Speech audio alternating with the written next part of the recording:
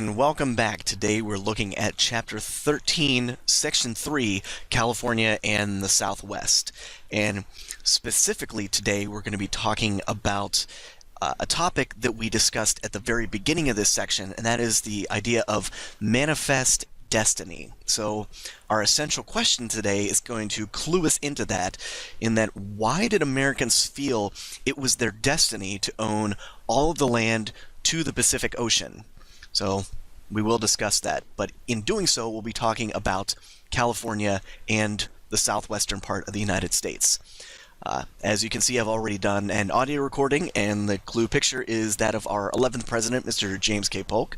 But if you want to use that, that is up to you. Otherwise, let's continue on to our key terms. And our key terms for today are New Mexico Territory, Santa Fe Trail, self-sufficient, which means able to produce one's own needs, vaquero, and we will finish today talking about manifest destiny. But first things first, I want us to start today by watching this next video about none other than James K. Polk. Why him? Well, in today's lesson, we're going to deal with some issues that were going on just before he was elected as president, and would become issues in the 1844 election. So I think it's a pretty good idea to try and get to know the man. As president, Polk was able to accomplish everything that he set out to do when he was campaigning. So that, I mean, that's unheard of. He said, I'm going to do these 4 things. He did them, and then he was gone. But nobody expected him to even win the nomination. So his presidency has forever been immortalized in song by They Might Be Giants. So first things first, James K. Polk, Napoleon of the Stump.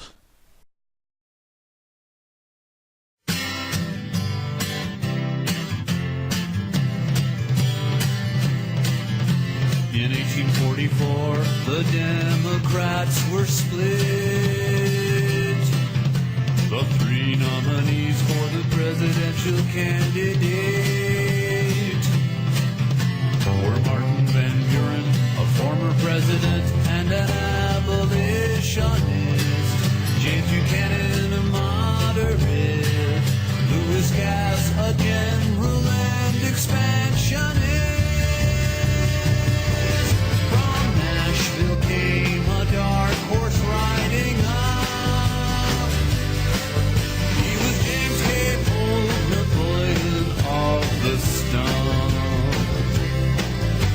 Austere, severe, he held few people dear. His oratory filled his foes with fear.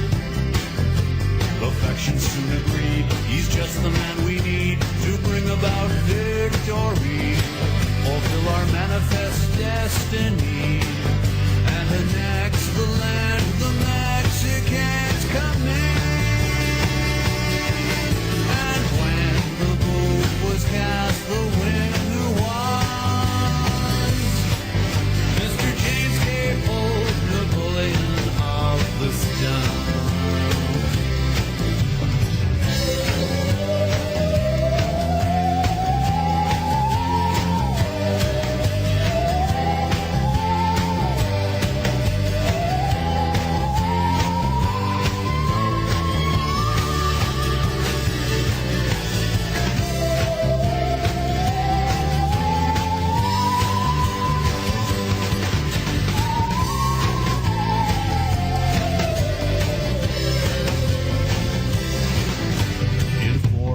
Years he met his every goal. He seized the whole Southwest from Mexico, made sure the tariffs fell, and made the English sell the Oregon Territory. He built an independent treasury.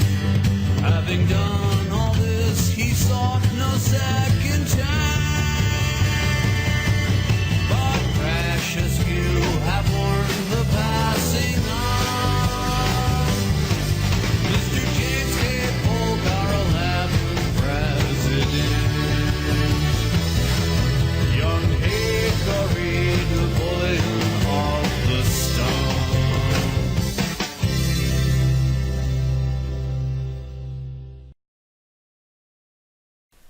Well, that was fun.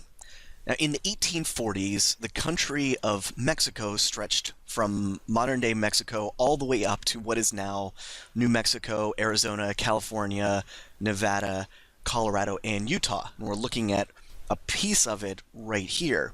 And that region especially was known as the New Mexico Territory.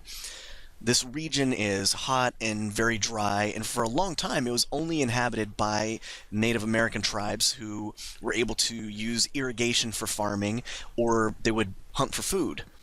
But in 1598, Spanish explorer Juan de Oñate claimed the region for Spain and set up Santa Fe as its capital. And it wasn't until 1821 that Americans would be allowed into the New Mexico Territory, and settlers entered the region on the Santa Fe Trail, which we are looking at right here, and also starts from Independence, Missouri, just like the Oregon Trail that we discussed a couple of lessons ago. In 1821, the same year that Missouri became America's 24th state, Mexico was granted independence from Spain. And just as soon as Spain's long-time restrictions on foreign imports were lifted, a new trade route called the Santa Fe Trail was established between the town of Independence in Missouri and Mexico's old city of Santa Fe, 780 miles or 1,260 kilometers to the west. After that, every year for the next 20 years, about 80 American wagons filled with manufactured goods would make the long and difficult journey to Santa Fe, returning along the same route with Mexican gold, silver, furs, and mules. The traders would always stop here at the remote fur trading outpost known as Bent's Fort, which back then lay just across the Arkansas River from Mexico, in what is today the state of Colorado. For Bent's Fort was the only place people traveling on the Santa Fe Trail could purchase needed supplies and have their wagons repaired. But what about California? Well, California was also first ruled by the Spanish and then by Mexico. Spanish settlers reached California in 1542, which is long before English settlers reached before they settled in Jamestown. And the interplay between Spanish settlers and Native Americans helped to shape life in California. In the previous lesson, we mentioned the Alamo, which was a Spanish mission in Texas. Now, in California, especially along the coast, there were numerous missions that had been established by Catholic priests. And these missions, which would consist of a church and then the surrounding land, would become self-sufficient centers for activity. And self-sufficiency just means that they were able to make all of the goods needed for that area. And the goal of these missions was to convert the Native Americans in that region to Christianity. But the missions would also supply meat, grains, and other foods to people living in the area and to nearby Spanish forts. And we're looking at a picture of a Spanish mission in California, and you can see the surrounding land. Part of it is being used for orchards and for gardens. But long before the Spanish claimed California, the entire region had been settled by Native American groups that were kind of scattered throughout the region. And because these groups were very spread out, they really weren't able to resist the Spanish soldiers and were first forced to work for the missions. They tended sheep and cattle and raised crops for the missions, and in return were allowed to live in the mission and were taught about the Roman Catholic faith. Now, life in the missions was very difficult, and even though the missionaries were dedicated to reaching the Native Americans, unfortunately, disease and overwork ended up killing many Native Americans in that region. When the Russians established Fort Ross in the early 19th century, the Spanish considered the territory to be part of their vast empire. In fact, Spain began colonizing California before the Revolutionary War, when it established its first mission settlement in 1769. Over the years, the Spanish built a chain of more than 20 missions near the coast of southern and central California. It is interesting to note that Spanish mission settlements developed into many of California's major cities. For example, the founding in 1781 of the mission Our Lady Queen of the Angels, Nuestra Señora Reina de los Ángeles, marked the birth of the city of Los Angeles. The missions were unique Spanish colonial institutions. They were designed to spread the Catholic faith, to introduce and enforce Spanish rule, to pacify the inhabitants of newly conquered territories, and to make money. The Spanish missionaries, or padres, encouraged Native Americans to give up their traditional ways and learn Christianity. The native people who lived at the missions received instruction in the Spanish language and learned trades such as weaving, pottery making, and blacksmithing. The grass-covered hills of California were ideal for cattle ranching, which was by far the principal commercial activity of the missions. In the early 19th century, the captains of trading ships purchased leather hides from the missions and transported them around Cape Horn to the United States, where they were used by shoemakers, especially in New England. So that brings us to 1820. Now, in the 1820s, the Mexican government decided that the economy of California was growing way too slowly. So the land around the missions was confiscated and given to wealthy ranchers to set up huge cattle ranches, because that would mean a lot more money for the area and ultimately for the Mexican government in taxes. And just like at the missions, most of the work was done by Native Americans. Now, the Native Americans and the Mexicans that worked these ranches became known as vaqueros, and they were very well respected for their excellent riding and roping skills, and the traditions that were started with the vaqueros eventually would influence future cowhands and the cowboys of the American Southwest.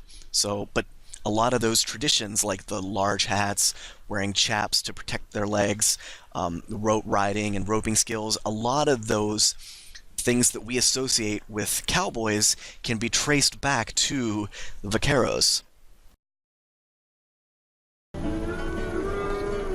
In 19th century California, a new group of landowners rose to power and slowly created an entirely different way of life. These landowners, or rancheros, were in charge of huge cattle ranches called ranchos. This is the story of the rise of California's ranchos. In 1800, Spain controlled the area now known as California. Missions converted the native populations to Christianity. Presidios protected the missions and controlled trade, and small farming towns called pueblos were expected to grow into large Spanish colonies. But this picture was about to change. The people of Mexico were growing tired of Spanish rule. They wanted independence, and they were willing to fight for it. The Mexican War of Independence began in 1810. 11 years later, it was over. Mexico had won its independence from Spain, and the Spanish government was forced to leave. The new Mexican government wanted to get rid of all reminders of Spanish rule. So in 1834, they began to close California's missions. Mission lands were divided into huge pieces of property. The Mexican government granted most of this property to people who could prove they were Mexican citizens. General Mariano Vallejo was just one of these men. He was awarded property for his service in the Mexican army. General Vallejo and other new landowners became known as rancheros. In order to keep their land, rancheros had to agree to build a house, raise cattle, and grow crops. Many turned their land grants into cattle ranches called ranchos. For the poorer rancheros, this was a struggle. They worked hard every day to make a living, often with poor land and few cattle. But for the wealthy rancheros, life was much easier. They had huge plots of good land and many cattle.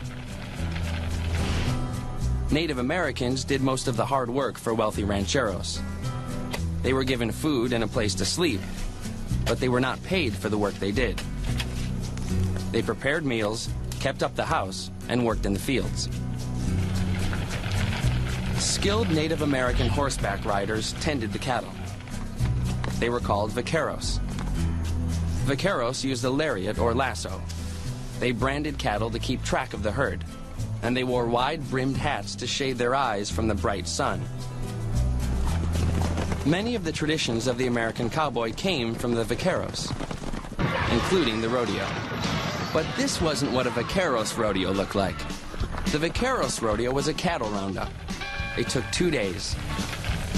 They would count, sort, and brand hundreds of cattle. The number of cattle a ranchero owned was a sign of wealth, so they wanted to keep track of each one.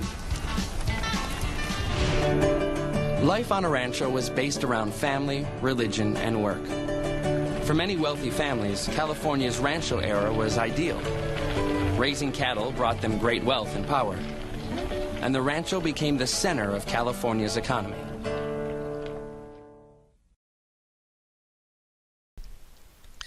Which brings us to Manifest Destiny. Now, what is a Manifest Destiny? Well, in the 1840s, only about 700 Americans were living in the area that is now California.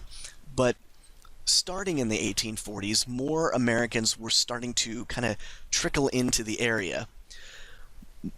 On multiple occasions, the United States government had tried to buy California from Mexico to try and gain the valuable ports of San Diego and San Francisco.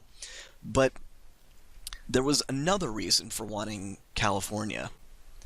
Many Americans saw the United States as being the best democratic government in the world, and that it was America's manifest destiny, or it was America's right and duty to spread American culture across the continent. Do you remember this image? Well, hopefully you do. This is how people saw Manifest Destiny, as being an angel bringing light to the dark west. And that the term Manifest Destiny was first used by John L. O'Sullivan in the U.S. Magazine and Democratic Review to try and justify American expansion into the West. Manifest means that something is clear and obvious, and destiny means that something is sure to happen. It is destined divinely. So it is manifest destiny really means that it is clear and obvious, and it is sure to happen that we are to own all this land from the Atlantic to the Pacific. And Americans who believed in this thought that new economic opportunities would also come from expansion, but there was also a negative side to manifest destiny that sometimes gets overlooked. Many white Americans believed that they were superior to Native Americans and to Mexicans, and used this belief in their own superiority to justify taking lands that had belonged to people that they considered to be inferior. We're going to talk about this more in the future, but understanding this mindset of superiority it's really important to understanding the way people thought and acted at this time in our history.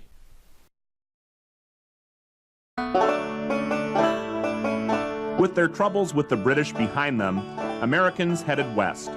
By 1830, 24 states and almost 13 million people made up the United States, and each time the United States expanded, Native Americans lost land. Things began to change because the settlers were coming in and claiming this area. And it was an area maybe that they gathered roots, so they couldn't go there anymore. So they had to alternate and go to another area. Then pretty soon, that area was fenced off and claimed as a private property. And then that's what happened with everything. the Indians were being restricted on to the places that they could go. And pretty soon it came down to where there was very little traveling to the traditional areas.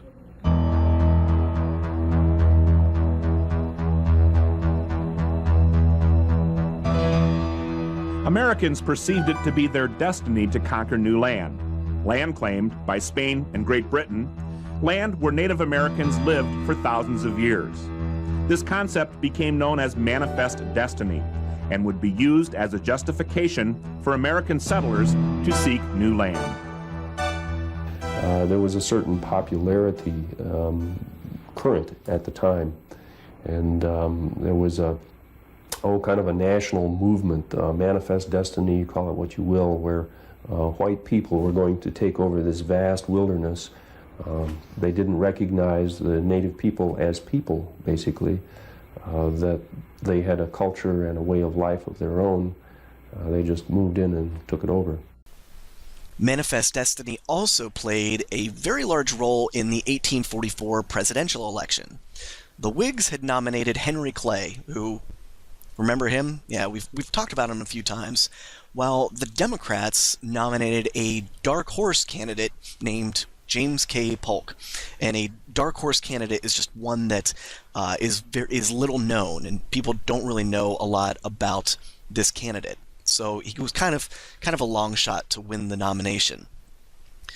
Polk specifically wanted to add Texas and Oregon to the United States, while Clay was against expansion. He wanted to just keep the country the way it was and grow from within. So the annexation of Oregon became a huge campaign issue as Polk demanded that the United States should have the entire region up to latitude 54 degrees 40 minutes north. So 5440 or fight became the campaign slogan of the Democrats, and their cry was echoed by the American public when James K. Polk was elected as the 11th President of the United States. On a rainy day in March 1845, United States President James Knox Polk stood on the steps of the Capitol in Washington.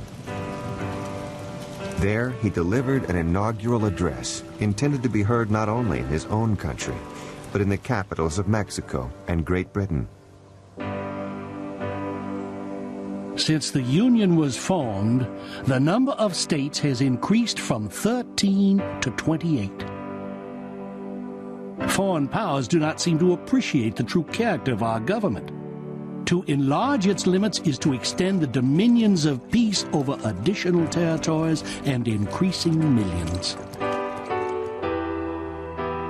James K. Polk had entered the presidency with a solid reputation as a congressman and Speaker of the House.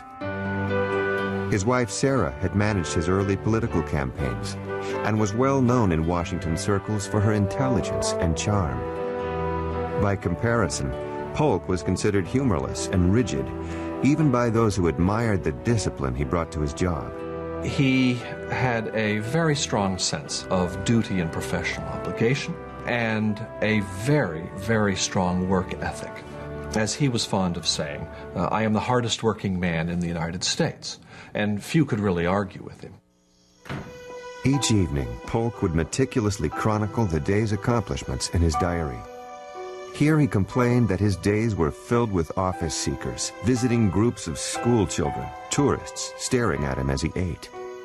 Only at night could he reflect on what he had come to the White House to achieve. Polk's goals were influenced by his mentor, Andrew Jackson, whose philosophy of westward expansion had inspired a new generation. They believe that the government should open up these regions so that the resources there can be exploited, and anything that gets in the way of that exploitation should obviously be removed. The expansionist vision would be condensed into one of the most powerful phrases in American history: manifest destiny. It was a conviction that God had intended North America to be under the control of the Americans. It's a kind of early projection of Anglo-Saxon supremacy, and there is a racist element in it, but there is also an idealistic element. To extend the boundaries of the United States was to extend the area of freedom. This was a common feeling.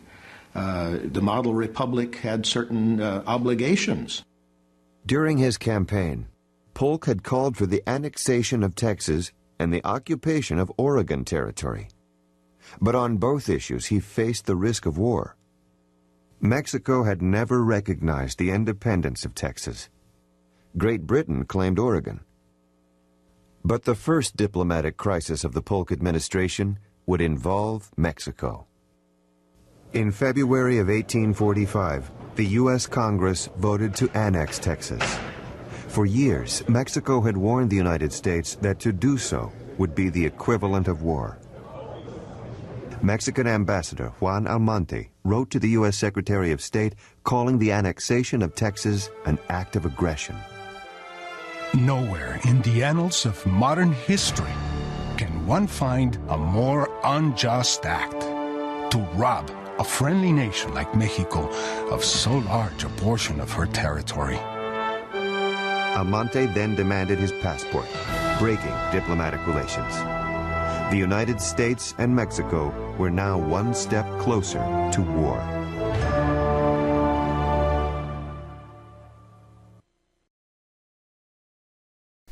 Which brings us to today's assignment. Now, there's not a written assignment for this lesson, but you will need to know the key terms and the key ideas from this section for the Chapter 13, Section 1 to 3 quiz.